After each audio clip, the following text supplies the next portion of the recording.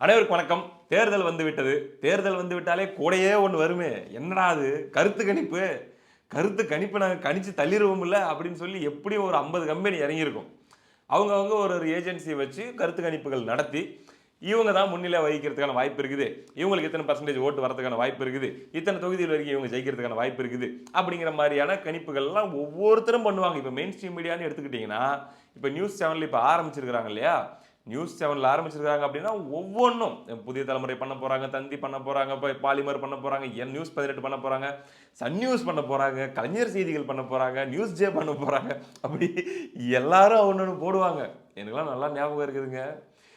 2011 6 சரியா ஞாபகம் இல்ல. டிவில தான் பார்த்துன்னுப்போம். சன் டிவில பார்த்தா திமுக 200 ஜெயிக்கும்னு போடுறாங்க. ஜெயா டிவில பார்த்தா அதிமுக 200 ஜெயிக்கும்னு போடுறாங்க. அப்படிலாம் நடந்தது உண்டு. இப்பதான் நாங்க மறு வச்சுக்கிட்டு நடுநிலை அப்படின்னு சொல்லி நெறைய சேனல் ஆரம்பிச்சிட்டோம்ல. 24 மணி நேரம் செய்தி சேனல்கள்.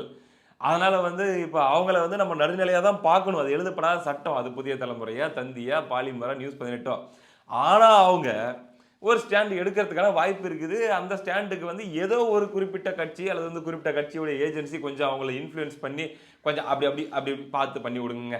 அதாவது எலக்ஷனுக்கு வோட்டிங்க்கு முன்னாடியே இவங்க தான் ஜெயிப்பாங்க அப்படின்ட்டு ஒரு நரேட்டிவ் கிரியேட் ஆச்சுன்னா, ஒரு வகையில் நல்லது தானே அப்படின்ட்டு கட்சிகள் நினைக்கும்ல.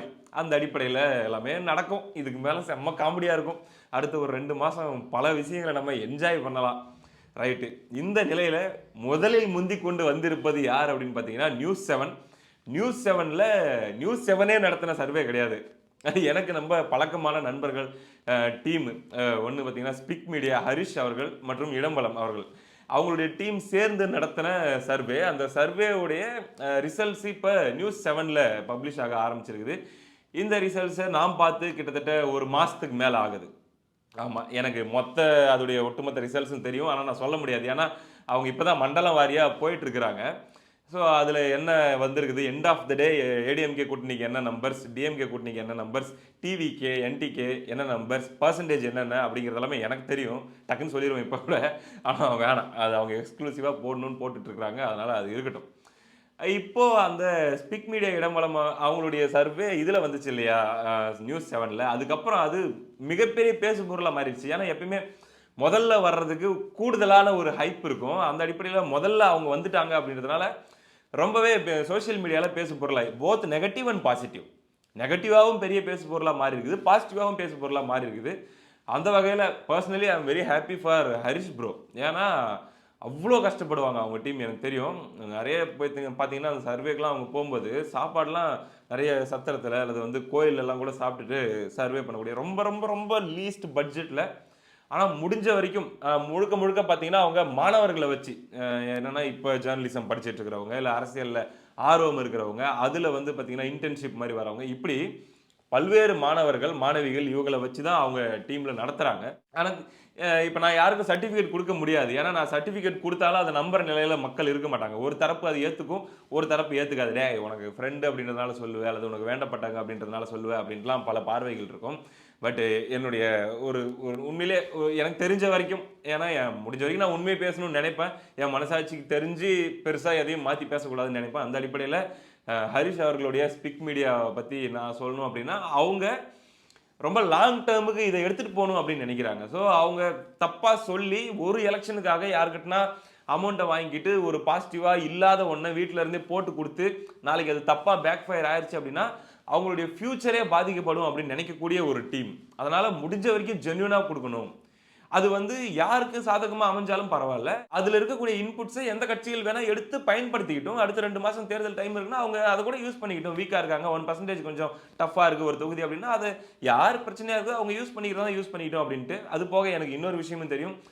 ஹரிஷ் அவர்கள்கிட்ட ஆளுங்கட்சி திமுகவாகட்டும், அதிமுகவாகட்டும் அதில இருக்கக்கூடிய இன்னாள் அமைச்சர்கள், முன்னாள் அமைச்சர்கள்லாம் இருப்பாங்க இல்லையா? அவங்களுடைய ஆட்கள்லாம் கூட நேரடியாகவே, "தம்பி அத கொஞ்சம் அந்த ஃபைல் அனுப்ப முடியுமா? நான் கொஞ்சம் பார்க்குறேன். எங்க தொகுதி, எங்க டிஸ்ட்ரிக்ட்லாம் என்ன கண்டிஷன்ல இருக்குன்னு நாங்க பார்க்குறோம்." அப்படின்ட்டு. ஏன்னா அவங்களுக்கு தெரியும். இவங்க ஜஸ்ட்டு கட்சிக்காக வேலை செஞ்சு எடுத்து அனுப்ப மாட்டாங்க. அவங்க முடிஞ்ச வரைக்கும் டீம வச்சு எடுத்து அப்படியே காட்டிருவாங்க அப்படின்ட்டு. ஏன்னா இந்த டீம் தான் 2025 ஜனவரில ஒரு சர்வே எடுத்தாங்க. அப்ப அவங்க எடுத்த நிலவரம், அந்த நிலவரப்படி எப்படி இருக்குன்னு பார்க்கும்போது அதிமுக கூட்டணிக்கு கம்மியா தான் வந்துருந்துச்சு. ஒரு 80 அந்த மாதிரி ஏதோ வந்துருந்துச்சு. திமுக கூட்டணி 140க்கு மேல முன்னிலை வகிக்கிறாங்க அப்படின்ட்டு இதே டீம் தான் சர்வே கொடுத்திருந்தாங்க. ஸோ ஜஸ்ட் இவங்க திமுகவுக்கு எதிரா தான் குடுப்பாங்க, அதிமுகவுக்கு ஃபேவரா தான் குடுப்பாங்க அப்படின்னு நம்ம பார்க்க முடியாது. 2021ல ரொம்ப அக்யூரேட்டா ப்ரெடிக்ட் பண்ணியிருந்தாங்க. 2024ல அவங்களது வந்து அக்யூரசி மிஸ் ஆச்சு. அதை சரி பண்ணணும்னு சொல்லி ரொம்ப ஜென்யூனா ஒர்க் பண்ணிட்டு இருக்காங்க எனக்கு தெரிஞ்ச வரைக்கும்.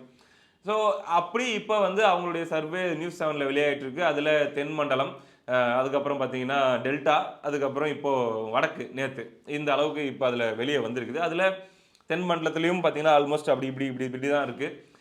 டெல்டாவிலையும் ஈக்குவலாக இருக்கிற மாதிரி இருக்கு திமுக அதிமுக. வடக்குல அதிமுக கொஞ்சம் அப்பர் ஹேண்ட் எடுக்கிற மாதிரி இருக்கு. இதுல இன்னொரு விஷயம் என்ன அப்படின்னா, இந்த சர்வே எடுக்கப்பட்டது டிசம்பர். அதாவது அமமுகவோ பாமகவோ இந்த என்டிஏ அலைன்ஸ்ல இணையறதுக்கு முன்னாடி எடுக்கப்பட்ட நம்பர்ஸ் தான் இப்போ அதுல வந்துட்டு இருக்கிறது. இப்போ இவங்க வந்ததுக்கு அப்புறம் அப்படிங்கறத சேர்த்து எடுக்கணும்னா அவங்க மேபி அடுத்த மாசம் எடுப்பாங்கன்னு நினைக்கிறேன். பிப்ரவரியில அலைன்ஸ் எல்லா சைடுமே ஃபைனல் ஆனதுக்கு அப்புறம் மறுபடியும் ஒரு தடவை இவங்களுடைய டீம் வந்து போய் எடுப்பாங்க.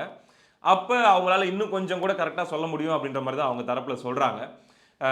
இதுல இன்னொரு விஷயம் என்ன அப்படின்னா, சாம்பிள் சைஸ் இவங்களது ஓரளவுக்கு ரொம்ப நம்பர் வந்து ஒரு 1,00,000க்கு மேல அவங்க குறைஞ்சது தமிழ்நாடு ஃபுல்லா எடுக்கிறோம்னா 1,00,000 1,20,000 பேர் வரைக்கும் இந்த இந்த சர்வே இப்போ வந்துட்டு இருக்குது இல்லையா, இந்த சர்வேல அவங்க எடுத்திருக்காங்க. அதுல தான் இது போயிட்டு இருக்குது. அதுல சில சர்ப்ரைஸ்லாம் இருக்குது. அது நியூட்ரல் இல்லையா அப்படிங்கிறதெல்லாம் வந்து சென்னைலாம் வரும்போது நிறைய பேருக்கு புரியும். சென்னை மேபி ஃப்ரைடே வரும்னு நினைக்கிறேன் சென்னை எபிசோடு இதில் நியூஸ் 7ல. அது கம்ப்ளீட்டாக வேற மாதிரி இருக்கும். ஏடிஎம்கே பல தொகுதிகளில் 3வது இடம் போகிற சில சர்ப்ரைஸ் எல்லாம் இருக்குது, பார்ப்போம். ஸோ இதுதான் என்னுடைய அப்சர்வேஷன் இவங்களுடைய சர்வேல. மற்றவங்களை பற்றி எனக்கு தெரியாது, நேரடியாக நான் பழகினதில்லை, பார்த்ததில்லை. சாணக்கியாலையும் இப்போ பாருங்கள் நேற்று சர்வே எடுத்து வெளியிட்டிருக்காங்க. அந்த அடிப்படையில் சாணக்கியால அவங்க மொத்தமே ஒரு 3800 சாம்பிள்ஸ் எடுத்திருக்காங்க. அவங்களுடைய அந்த ஏதோ ஒரு சயின்டிஃபிக் மெத்தட் அவங்க பயன்படுத்துறதாக அவங்க சொல்கிறாங்க, சாணக்கியா ப்ளஸ் தினமலர். அதில் அதிமுக கூட்டணி இன்று வந்து 38% வரைக்கும் வாக்குகள் வாங்கும், திமுக கூட்டணி 33% வரைக்கும் வாக்குகள் வாங்கும், தமிழக வெற்றி கழகம் 22, நாம் தமிழர் 7% வரைக்கும் வாங்கும் அப்படின்னு சொல்லி ரங்கராஜ் பாண்டே அவர்களுடைய சாணக்கியா நிறுவனம் மற்றும் தினமலர் அவங்களுடைய அந்த சர்வே சொல்லுது.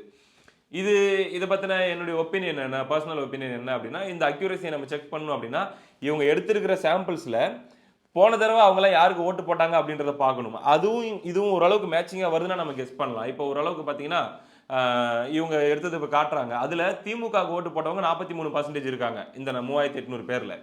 ஆனால் அது கரெக்டாக இருக்குது ஓரளவுக்கு.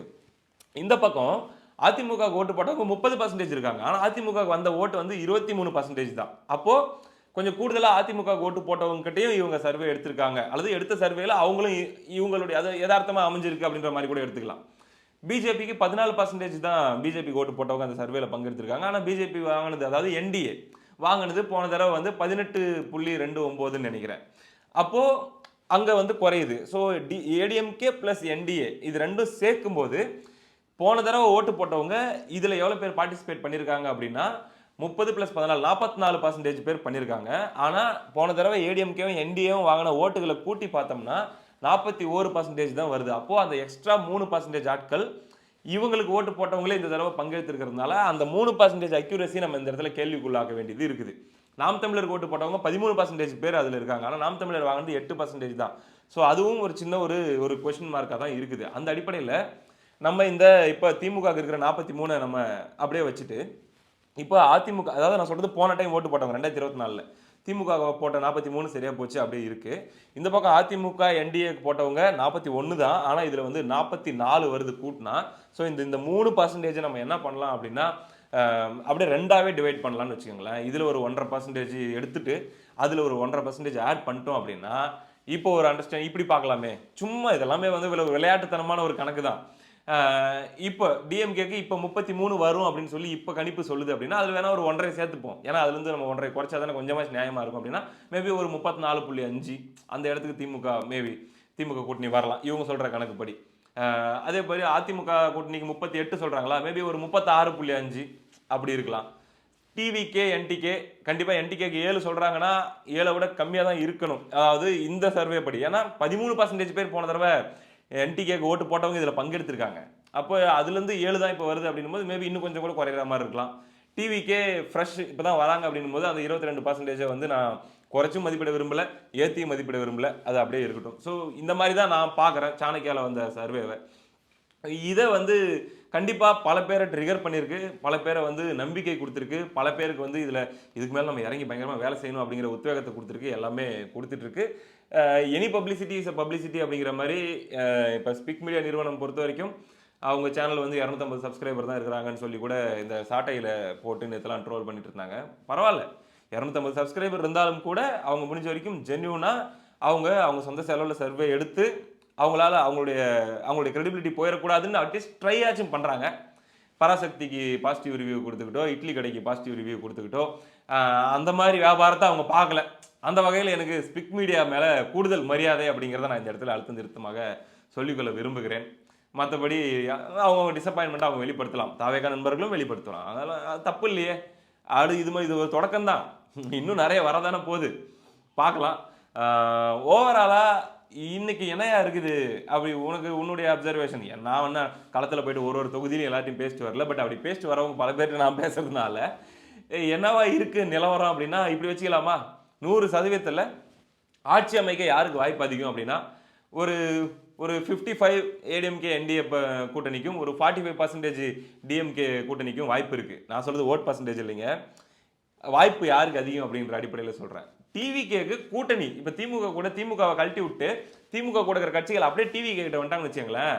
விஜய் அவர்கள் எப்பயும் இது நடக்கலன்னு சொல்ல, நான் ஒரு சினாரியோக்காக சொல்றேன். விஜய் அவர்கள் எப்பயும் சொல்லுவார்ல, போட்டி 2 பேருக்கு நடுவில் தான்ட்டு, அது மாதிரி 2 பேருக்கு நடுவில் தான் போட்டியா இருக்கும். அது எது? ஒன்று என்டிஏ, இன்னொன்று டிவிகே அலைன்ஸ் அப்படின்னு மாறும். ஆனால் அது நடந்துடக்கூடாதுன்னு தான் திமுக படாத அவஸ்தைப்பட்டு இருக்குது. டெல்லிக்கு கனிமொழி அவர்களை அனுப்பி பேச்சுவார்த்தை நடத்திட்டு இருக்குது, எல்லாரும் இழுத்து பிடிச்சிட்டு கெஞ்சிட்டு இருக்குது அவங்க கூட்டணியில். இதெல்லாம் நடந்துட்டு இருக்குது.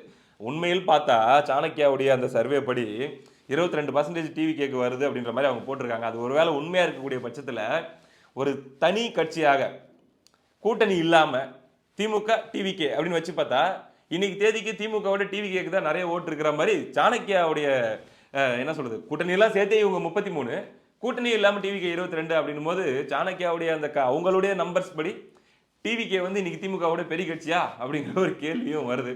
ரைட்டு, நம்ம என்ன ஏதுன்னு என்னதான் இருந்தாலும் கடைசியில் ஓட்டை போட்டு எண்ணி பார்க்கும்போது தான் தெரியும்னு வச்சுக்கோங்களேன். இது எல்லாத்தையும் நம்ம ஒரு ஐடியாவே எடுத்துக்கலாம், இல்லை ஒரு ஜாலியாக எடுத்துக்கலாம். இப்படி இந்த ஐபிஎல் ஆக்ஷனுக்கு முன்னாடி ஒரு மாக் ஆக்ஷன் அப்படின்னு ஒன்று நடத்துவாங்கல்ல, அந்த மாதிரி கூட நம்ம அது ஜாலியாக எடுத்துக்கலாம். அடுத்த காணொலியில் சந்திப்போம். நன்றி.